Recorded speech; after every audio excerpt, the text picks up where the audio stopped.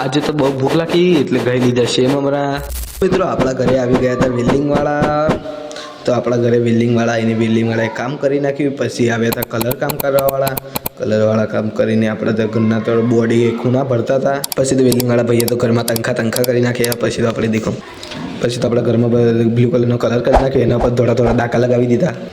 અને ડાકા લગાવીને કાકા તો બીજો કલર બી મારવો પડે એના ઉપર. અને વેલ્ડિંગવાળા કાકા બાયણું પીરથી રિપેરિંગ કરી નાખ્યું. અને બાયણાનું વેલ્ડિંગ કરીને એટલે આપણે તો ખાટલાનું વેલ્ડિંગ કરવા માંડ્યા. કાકા ચશ્મા પહેરીને કામ કરતા હતા. એ આપણો ખટાવી પડે ને પછી આપણે પાડોશીનો ખાટલો લગાવી દીધો. ખાટલો લગાવીને તો બહુ એની થઈ ગઈ. પછી તો આપણો કારીગર બહુ માયુસ થઈ ગયો. તો આપણને ભૂખ લાગી હતી તો આપણે પૈસા લઈને જતા રહ્યા બજાર. તો આપણે ગલ્લે જઈને પછી પડીકો લઈને આવી ગયા. બહુ ભૂખ લાગી હતી તો આપણે મંગાવી દીધા હતા રિયલ નથી કાથી મમરા. પછી આપણે ખાઈ લીધા. તો રિયલ નથી મમરાને પતાવીને પછી આપણે આપણા બેડરૂમ ઉપર સૂઈ ગયા. તો લાઈક કરો, શેર કરો અને સબસ્ક્રાઈબ કરો. બાય.